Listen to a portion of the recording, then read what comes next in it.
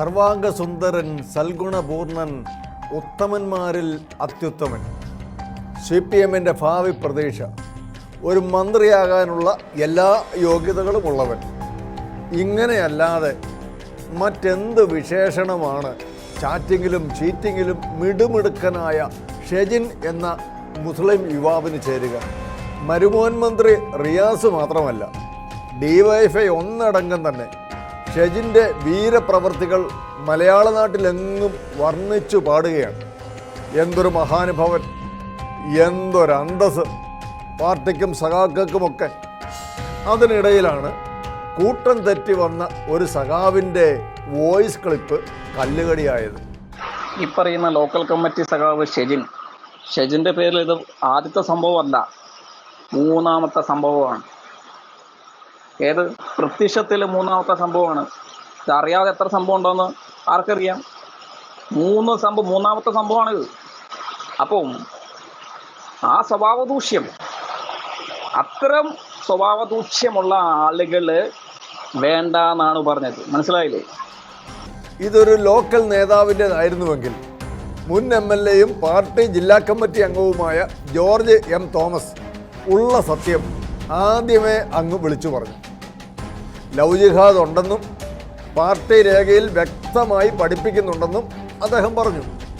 കൂട്ടത്തിൽ ഷെജിൻ്റെ സൽഗുണത്തെക്കുറിച്ചും വീരകൃത്യത്തെക്കുറിച്ചും അദ്ദേഹം വാചാലനായി. ലവ് ജിഹാദ് എന്ന് പറയുന്ന ഒരു പ്രക്രിയ പ്രത്യേകിച്ച് പാർട്ടി ഡോക്യുമെൻ്റ് പറഞ്ഞിട്ടുള്ളത് educated women in the professional colleges and institutions are being attracted by these things, love jihad or whatsoever. അപ്പോൾ അങ്ങനെ ഒരു സംഗതി യാഥാർത്ഥ്യം ഉണ്ട് എന്ന് കേരളത്തിലുണ്ട് എന്നുള്ളത് പാർട്ടി ജേണലുകളിൽ ഞങ്ങളുടെ റെസൊല്യൂഷനുകളിലെല്ലാം വ്യക്തമാക്കിയിട്ടുള്ള കാര്യമാണ്. അങ്ങനെ ഒരു പ്രണയമുണ്ട്, മിശ്ര വിവാഹം കഴിക്കണം എന്നൊക്കെ ഉണ്ടെങ്കിൽ അത് പാർട്ടിയിൽ ബന്ധപ്പെട്ട ആളുകളോട് ആലോചിച്ച് പാർട്ടി സഹാക്കളുടെ ഉപദേശവും നിർദ്ദേശവും എല്ലാം സ്വീകരിച്ചുകൊണ്ട് ചെയ്യേണ്ട ഒരു കടമയാണ്, പാർട്ടി അറിഞ്ഞുകൊണ്ട് ചെയ്യേണ്ട ഒരു കാര്യമാണ്. ചില ആ കുട്ടി ഞങ്ങൾ മനസ്സിലാക്കിയെടുത്തോളം 10-15 ദിവസം മുമ്പ് വരെ ഗൾഫിൽ ജോലിയായിരുന്നു. 15 ദിവസം കൊണ്ട് ഇങ്ങോട്ട് വന്നിട്ട് ഇത്ര പെട്ട ഒരു ഡീപ്പായ പ്രണയം രൂപപ്പെടും. എനിക്കറിഞ്ഞൂടാട്ടോ അതിൻ്റെ ഒരു പ്രണയത്തെ പറ്റി. ഇത് പറഞ്ഞ് നാക്ക് വായ്ക്കുള്ളിലേക്ക് ഇടേണ്ടി വന്നില്ല. അതിനു മുമ്പ് തന്നെ പാർട്ടിയുടെ ഭീഷണി വന്നു. പറഞ്ഞത് അപ്പാടെ വിഴുങ്ങേണ്ടി വന്നു. പിന്നെ രാഷ്ട്രീയക്കാരുടെ സ്ഥിരം പല്ലവി, നാക്ക് ഒന്ന് ഉളുക്കിപ്പോയി, പറഞ്ഞതെല്ലാം എൻ്റെ മാത്രം പിഴ. കേരളത്തിൽ അങ്ങനെ ഒരു പ്രതിഭാസം നിലനിൽക്കുന്നില്ല എന്നത് സർക്കാരും പിണറായിയും NIA അന്വേഷണ ഏജൻസി, കേന്ദ്ര അന്വേഷണ ഏജൻസിയും വ്യക്തമാക്കിയതാണ്. അതിൻ്റെ അപ്പുറം അത് ഇവിടെ ഉണ്ടെന്ന് ഞാനെങ്ങനെ പറയാം? ഞാൻ പറഞ്ഞിട്ടില്ല. പാർട്ടി രേഖ വിളിച്ചു പറഞ്ഞവന് എല്ലാം വിഴുങ്ങേണ്ടി വന്നെങ്കിലും പരസ്യമായി കഴിഞ്ഞ 23-ാം പാർട്ടി കോൺഗ്രസ് രേഖയെ വിഴുങ്ങുവാൻ അദ്ദേഹത്തിന് കഴിയുമോ? ഷെക്കൈന ഫയർ റൂമിൽ ചാക്കോ കാളാമ്പറമ്പിൽ പറയുന്നത് നമുക്കൊന്ന് കേൾക്കാം. ഇവിടെ നമ്മൾ മനസ്സിലാക്കേണ്ട ഒരു യാഥാർത്ഥ്യം, ഇവിടെ ഇത് ലവ് ജിഹാദ് ആണെന്നുള്ള വിഷയം, ഈ കുട്ടിയുടെ കേസ് തന്നെ ലവ് ജിഹാദ് ആണെന്നുള്ള വിഷയം ആദ്യമായി പറഞ്ഞത് ഒരു മാർക്സിസ്റ്റ് നേതാവാണ്. മറ്റാരുമല്ല, സഭയിൽ നിന്നുള്ളവരാരുമല്ല, മറിച്ചൊരു മാർക്സിസ്റ്റ് നേതാവാണ്. അദ്ദേഹം പറഞ്ഞത് എന്തിന്റെ പിൻബലത്തോടെയാണ്? അവരുടെ ആധികാരികമായ രേഖയുടെ പിൻബലത്തോടെയാണ്. ഏതാണ് രേഖ? 23-ാം പാർട്ടി കോൺഗ്രസിൽ സെപ്റ്റംബർ മാസം 10-ാം തീയതി കഴിഞ്ഞ വർഷം 2020 സെപ്റ്റംബർ 10 ഇറക്കിയിരിക്കുന്ന ഒരു രേഖയുണ്ട്. ആ കരട് രേഖയിൽ അവരുടെ ബ്രാഞ്ച് കമ്മിറ്റികളിലും അതുപോലെ തന്നെ അവരുടെ ലോക്കൽ കമ്മിറ്റികളിലും ഉദ്ഘാടന പ്രസംഗത്തിൽ പ്രസംഗിക്കേണ്ട പ്രസംഗത്തിന്റെ ഒരു രൂപരേഖയാണ് കൊടുത്തിരിക്കുന്നത്. അത് വളരെ വായിച്ച് മനസ്സിലാക്കേണ്ട ഒരു യാഥാർത്ഥ്യമാണ്.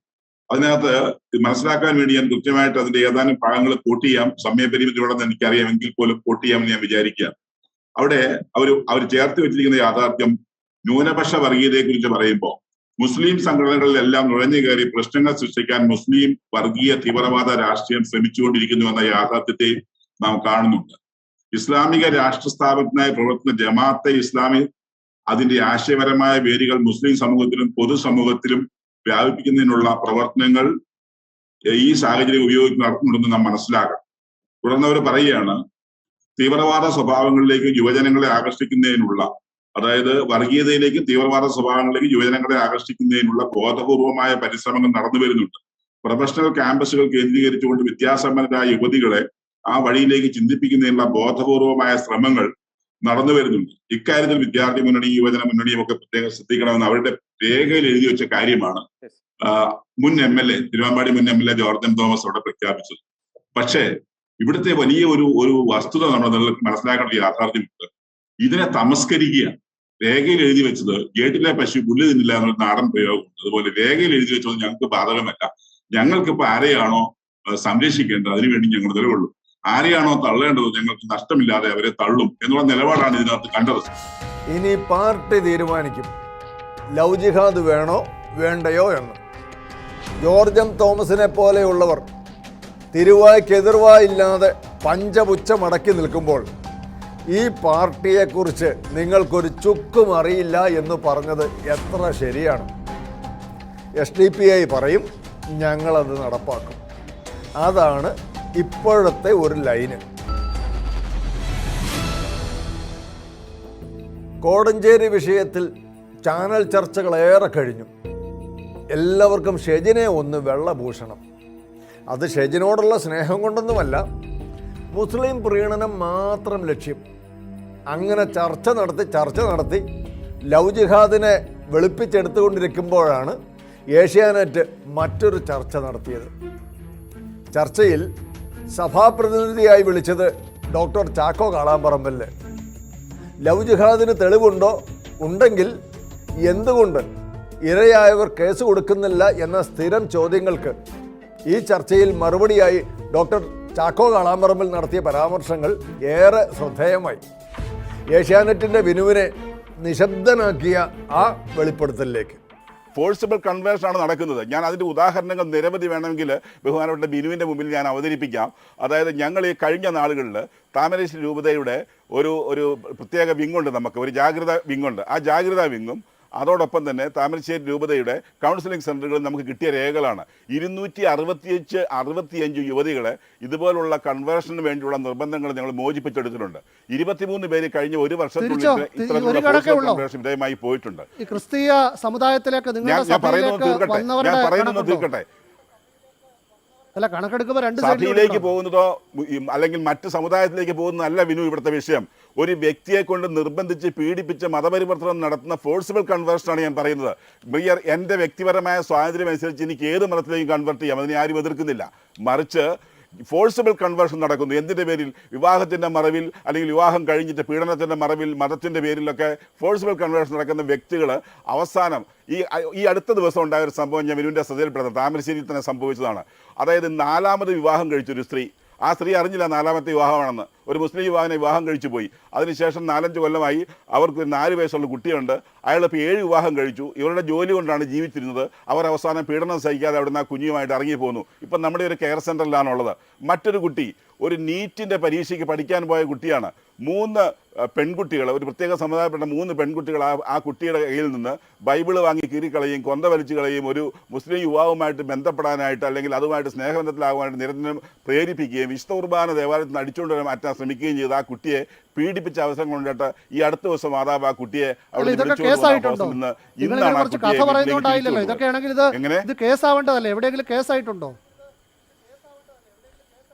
വിനു, ഇങ്ങനെയുള്ള കേസുകളിൽ കേസ് വരാത്തതിൻ്റെ കാരണം ഒരു കുടുംബത്തിലെ ഒരു പെൺകുട്ടി ഇതുപോലെ കടന്നു പോകുമ്പോൾ ആ കുടുംബത്തിൽ മറ്റു മക്കളുണ്ട്, അവരുടെ ഒരു അഭിമാന പ്രശ്നമുണ്ട്, അവരുടെ കുടുംബത്തിൻ്റെ തുടർന്നുള്ള ജീവിത പ്രക്രിയയുണ്ട്.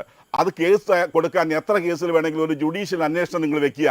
കൃത്യമായിട്ട് ഇങ്ങനെയുള്ള സംഭവങ്ങളെക്കുറിച്ച് അന്വേഷിച്ച് ഈ ഫോഴ്സിബിൾ കൺവേർഷനെ കുറിച്ച് അന്വേഷിക്കാനും ഇത്തരത്തിലുള്ള നിർബന്ധിത മതപരിവർത്തനം ഇല്ലാതാക്കാനുള്ള ജുഡീഷ്യൽ കമ്മീഷനെ വെക്കുക.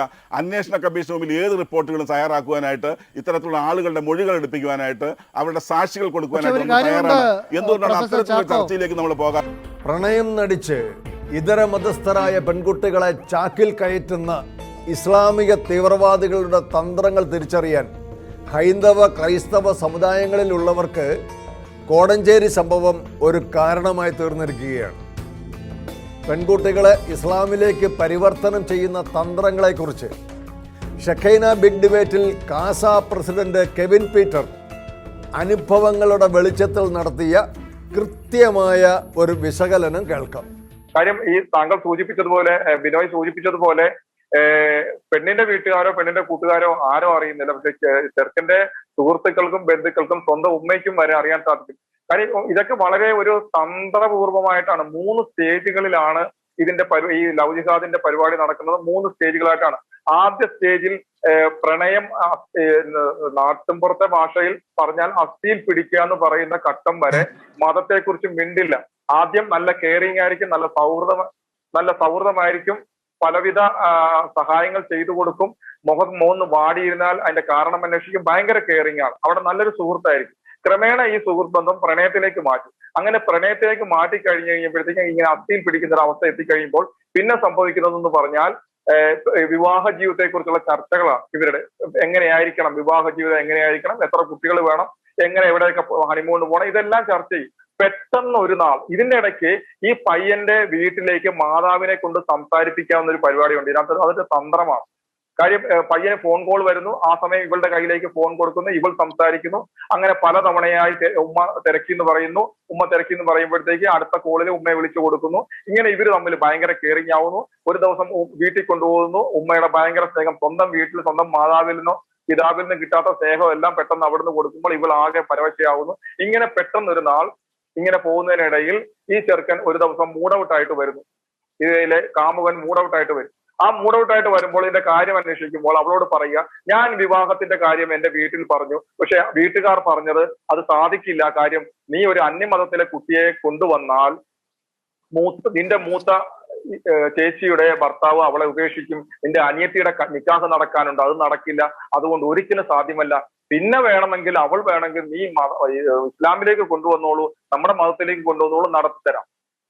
ഇതായിരിക്കും പറഞ്ഞു. ഇവൻ മൂഡൌട്ടായിട്ട് നിൽക്കുന്നു. ആദ്യഘട്ടത്തിൽ മതം മാറണ്ടെന്നൊക്കെ പറയുന്നു. പക്ഷേ തന്റെ സ്നേഹിക്കുന്ന കാമുകന് വേണ്ടിയിട്ട് ഈ കുട്ടി ആ ഘട്ടത്തിൽ മതം മാറാൻ തയ്യാറെടുക്കും. അത് ഉറപ്പാണ്. 100-ൽ 99 കേസുകളിൽ നടക്കുന്നത് അത് തന്നെയാണ്.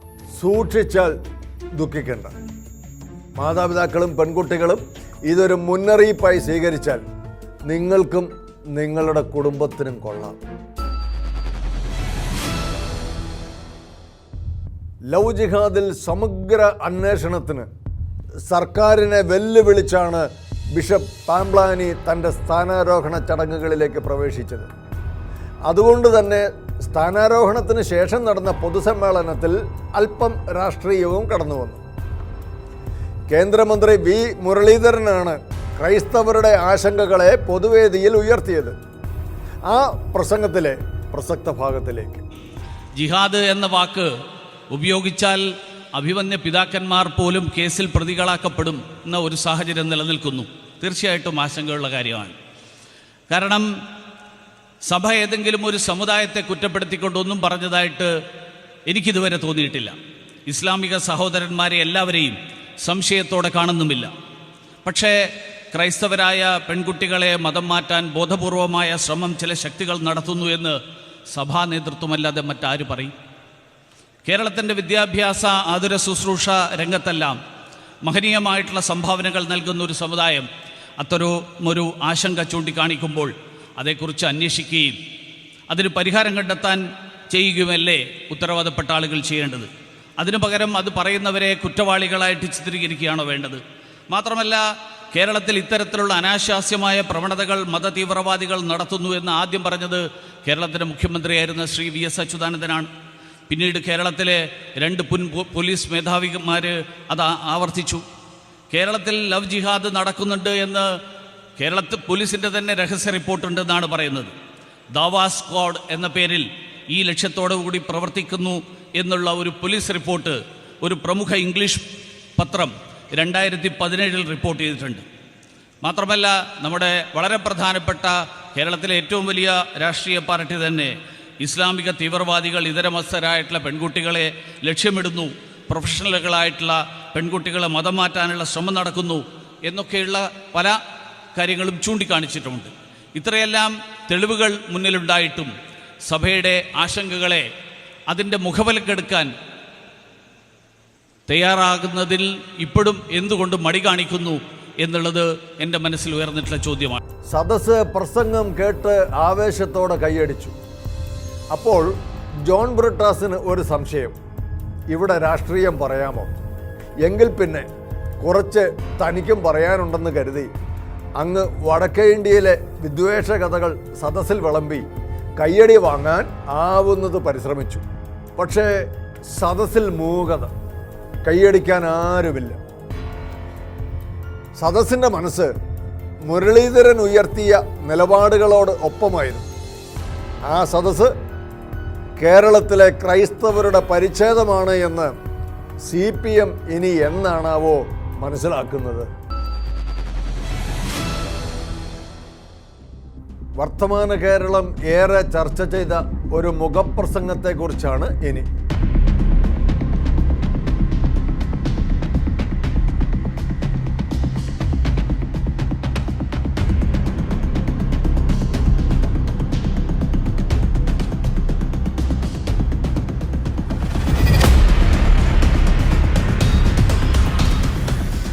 മുസ്ലിം യുവാക്കൾ ഉൾപ്പെടുന്ന മിശ്ര വിവാഹങ്ങളിൽ ആശങ്ക ഉയർത്തുന്നത് ക്രൈസ്തവർ മാത്രമല്ല, ഹൈന്ദവ, ക്രൈസ്തവ, മുസ്ലിം സമുദായങ്ങളിൽപ്പെട്ട എല്ലാ മനുഷ്യരുമുണ്ട് എന്ന് ദീപിക എഡിറ്റോറിയൽ പറയുന്നു.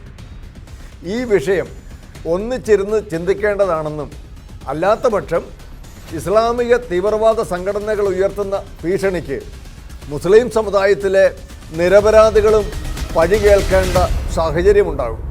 ചാറ്റിങ്ങിലൂടെയും പണമിടപാടുകളിലൂടെയും പെൺകുട്ടികളുടെ ഫോട്ടോ ദുരുപയോഗം ചെയ്ത് കെണിയൊരുക്കി നിരവധി വിവാഹങ്ങൾ ചിലർ നടത്തിക്കൊണ്ടിരിക്കുന്നു. പരിശുദ്ധ പ്രണയത്തിൻ്റെ പട്ടികയിലല്ല, കുറ്റകൃത്യങ്ങളുടെ പട്ടികയിലാണ് അതൊക്കെ ചേർക്കേണ്ടത്. ഒരു കാര്യം ഉറപ്പാണ്, ലവ് ജിഹാദ് ഇല്ലെന്ന് പറയുന്ന CPM പോലും തീവ്രവാദികളുടെ നീക്കങ്ങളെക്കുറിച്ച് ഭയമുണ്ട്. പാർട്ടിക്കകത്ത് ചർച്ച ചെയ്യണം, പക്ഷേ ഒരക്ഷരം പുറത്തു പറയരുത്. ഇതാണോ CPM നയം? നിസ്സഹായരായ മാതാപിതാക്കളെയും ബന്ധുക്കളെയും മതേതരത്വത്തിൻ്റെയോ മതസൗഹാർദ്ദത്തിൻ്റെയോ പേര് പറഞ്ഞ് ഭയപ്പെടുത്തുകയല്ല വേണ്ടത്. സ്വന്തം മകളോട് ഒന്ന് സംസാരിക്കാൻ പോലും അവസരം കൊടുക്കാതെ ദുരൂഹ സാഹചര്യത്തിൽ കൊണ്ടുപോകുന്നതാണോ CPM ഉൾപ്പെടെയുള്ളവർ ഉയർത്തുന്ന മതേതരത്വം? ഷെജിൻ കാണിച്ചത് ശരിയായില്ലെന്നും അങ്ങനെ ഒരു പ്രണയമുണ്ടെങ്കിൽ, അങ്ങനെ മിശ്രവിവാഹം കഴിക്കണമെന്നുണ്ടെങ്കിൽ അത് പാർട്ടിയെ അറിയിച്ച് പാർട്ടിയുമായി ആലോചിച്ച് പാർട്ടി സഖാക്കളുടെ നിർദ്ദേശം സ്വീകരിച്ച് തീരുമാനമെടുക്കേണ്ടതായിരുന്നു എന്നാണ് CPM നേതാവ് ജോർജ് എം തോമസ് പറഞ്ഞത്.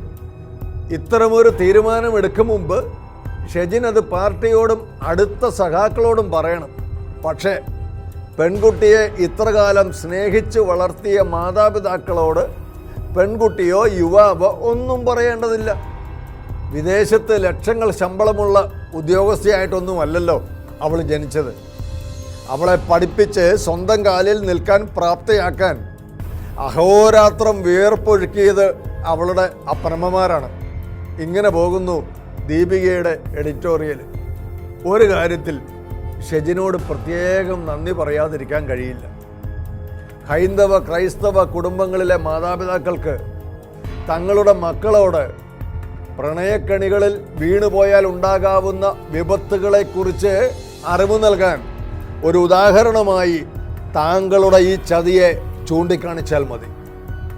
നിങ്ങളെപ്പോലെയുള്ളവരോട് ഒന്ന് സംസാരിക്കുന്നത് പോലും വളരെ സൂക്ഷിച്ചു വേണമെന്ന് അവർ തങ്ങളുടെ മക്കളോട് പറഞ്ഞു കൊടുത്താൽ അതിനവരെ കുറ്റം പറഞ്ഞിട്ട് കാര്യമില്ല.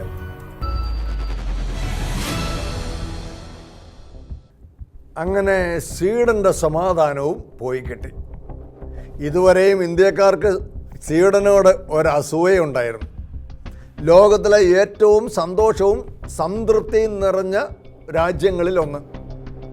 എന്നാൽ മുസ്ലിം അഭയാർത്ഥികൾക്ക് അഭയം കൊടുത്തതോടെ അതങ്ങ് പോയി കിട്ടി. മലയാളികൾക്കിപ്പോൾ ഭയങ്കര സമാധാനമായി.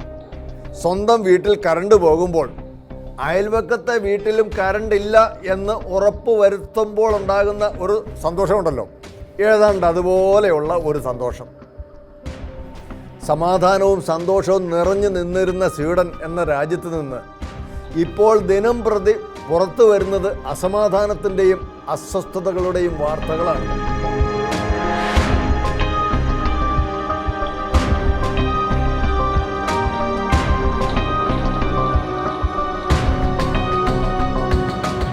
സ്വീഡൻ വേറൊന്നും ചെയ്തില്ല. വിവേകമില്ലാത്ത മഹാമനസ്കത അവർ ചിലരോട് പ്രകടിപ്പിച്ചു. അതെന്തുകൊണ്ട് സംഭവിച്ചു എന്നറിയാമോ? നമ്മൾ മലയാളത്തിൽ പറയുന്നത് പോലെ വേലിയിൽ കിടന്ന പാമ്പിനെ എടുത്ത് വേണ്ടാത്തടത്ത് വെച്ച പോലെയുള്ളൊരു അനുഭവം. പാമ്പ് അതിൻ്റെ തനി സ്വഭാവം കാണിച്ചു. അഭയാർത്ഥികളായി വന്നവർ സ്വീഡനിലെ തദ്ദേശീയ ജനതയെ ആക്രമിക്കുന്നതും അനാവശ്യ കലാപങ്ങൾ ഉണ്ടാക്കി അക്രമവും തീവയ്പും നടത്തുന്നതുമായ കാഴ്ചകൾക്കാണ് ഇന്ന് സ്വീഡൻ സാക്ഷ്യം വഹിച്ചുകൊണ്ടിരിക്കുന്നത്. അഭയാർത്ഥികൾ എന്ന പേരിൽ യൂറോപ്പിലേക്ക് കുടിയേറാൻ ശ്രമിച്ചവർ യഥാർത്ഥ അഭയാർത്ഥികൾ തന്നെയോ എന്ന ഒരു സ്കാനിങ് സ്വീഡൻ അന്ന് നടത്താതെ പോയി. പൊതുവെ യൂറോപ്യൻ ജനത വിശാല മനസ്കരും പരോപകാരികളുമാണ്. പരസ്നേഹത്തിൻ്റെ ക്രിസ്തീയ മാതൃകയിൽ അവരുടെ പൂർവികർ പരിശീലിപ്പിക്കപ്പെട്ടത് കൊണ്ടാകാം അത്. ചുരുക്കത്തിൽ സന്തോഷത്തിലും സമാധാനത്തിലും കഴിഞ്ഞിരുന്ന സ്വീഡൻ ലോകത്തിൽ ആഗോള ജീവിത നിലവാരത്തിൽ ഒന്നാമതായിരുന്ന സ്വീഡൻ ഇന്ന് അസമാധാനത്തിൻ്റെയും അരക്ഷിതാവസ്ഥയുടെയും രാജ്യമായി മാറിക്കൊണ്ടിരിക്കുന്നു. അവിവേകത്തോടെ അഭയാർത്ഥികൾക്ക് വാതിൽ തുറന്നു കൊടുത്തതിൻ്റെ ദുരന്ത ഫലമാണിത്. സ്വീഡൻ ലോകരാജ്യങ്ങൾക്ക് നൽകുന്ന മുന്നറിയിപ്പ് സന്ദേശം ഇതാണ്: കരുണയും വിശാല മനസ്കതയും കാണിക്കും മുമ്പ് അത് ആരോടാണ് കാണിക്കുന്നതെന്നും അവർക്കതിനുള്ള അർഹതയുണ്ടോ എന്നും നാം ഉറപ്പുവരുത്തണം. അല്ലെങ്കിൽ സ്വീഡനിൽ സംഭവിച്ചത് നാളെ നമ്മുടെ രാജ്യത്തും എപ്പോൾ വേണമെങ്കിലും ആവർത്തിക്കപ്പെടാം. തികച്ചും ഒരു ക്രൈസ്തവ അവഹേളന ചിത്രമായ ഭീഷ്മപർവത്തിലെ ചാമ്പിക്കോ സീനിൻ്റെ പുറകെയാണ് ഇപ്പോൾ ക്രൈസ്തവ യുവാക്കൾ എന്ന് പറയുന്നതിനേക്കാൾ സഭയൊന്നാകെ എന്ന് പറയുന്നതാവും കൂടുതൽ ശരി. കന്യാസ്ത്രീകളും വൈദികരും എന്തിന് ബിഷപ്പുമാരുമടക്കം ചാമ്പൽ വീഡിയോ എടുക്കുന്ന തിരക്കിലാണ്.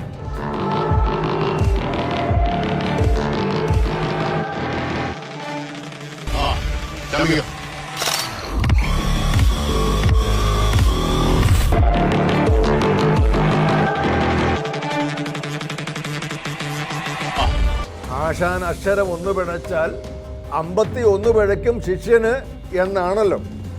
ഇതെല്ലാം കണ്ടു വളരുന്ന യുവാക്കൾ കാണിച്ച അതിക്രമം മറ്റ് മതസ്ഥർ പോലും മൂക്കത്ത് വിരൽ വെച്ചു പോകുന്ന തരത്തിലുള്ള കടന്ന കൈയായിപ്പ്.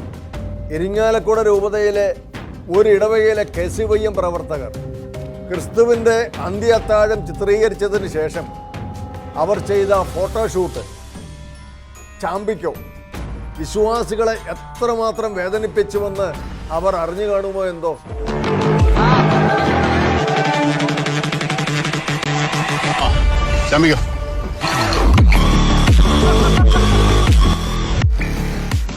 വിശ്വാസത്തെ നിന്ദിച്ചുകൊണ്ടുള്ള ഇത്തരം ആഭാസങ്ങൾ അതാര് തന്നെ ചെയ്തതാണെങ്കിലും തികച്ചും അപലപനീയവും പ്രതിഷേധാർഹവുമാണ്. ജാഗ്രത പുലർത്തേണ്ടത് എല്ലാവരുടെയും കടമയാണ്. ചാമ്പിക്കോ സീൻ സഭയ്ക്കുള്ളിൽ തന്നെ ഉള്ളവർ വലിയ ആവേശത്തോടെ ഉപയോഗിക്കുമ്പോൾ പരോക്ഷമായി അവർ ആ ചിത്രത്തെയും ആ ചിത്രം മുന്നോട്ട് വച്ച ആശയങ്ങളെയും അംഗീകരിക്കുക കൂടിയാണ്. മറ്റൊരർത്ഥത്തിൽ ആ ചിത്രത്തിനെതിരെ പ്രതിഷേധിച്ച വലിയൊരു വിഭാഗം ക്രൈസ്തവ വിശ്വാസികളെ അപമാനിക്കുക കൂടിയാണ്. കേരളത്തിൽ പലയിടത്തും പല അർത്ഥമാണ് ചാമ്പിക്കോ എന്ന വാക്കിനുള്ളത്. ചില സ്ഥലങ്ങളിൽ തെറിവാക്കായി വരെ ഉപയോഗിക്കുന്ന ഈ പദം വിശുദ്ധ കുർബാന അർപ്പിക്കുന്ന മധുബഹയിൽ വരെ വൈദികരടക്കമുള്ളവർ അനുകരിക്കുമ്പോൾ അതെന്തിൻ്റെ അടയാളമാണ്? നിങ്ങൾക്ക് നഷ്ടപ്പെടുന്നത് വിശ്വാസമോ അതോ വിവേകമോ? ഒരു മാസത്തെ ഇടവേളയ്ക്ക് ശേഷം കേരയിൽ കുറ്റിയുമായി പോലീസും പരിവാരവും കൂടുതൽ ആക്രമണ ഉത്സുകതയോടെ വീണ്ടും രംഗത്ത്.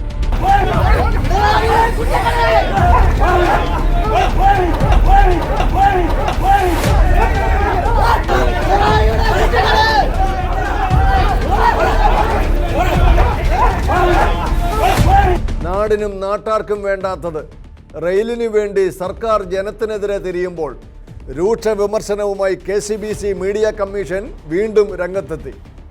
മീഡിയ കമ്മീഷൻ പിണറായിയെ വാമനനോടാണ് ഉപമിച്ചിരിക്കുന്നത്.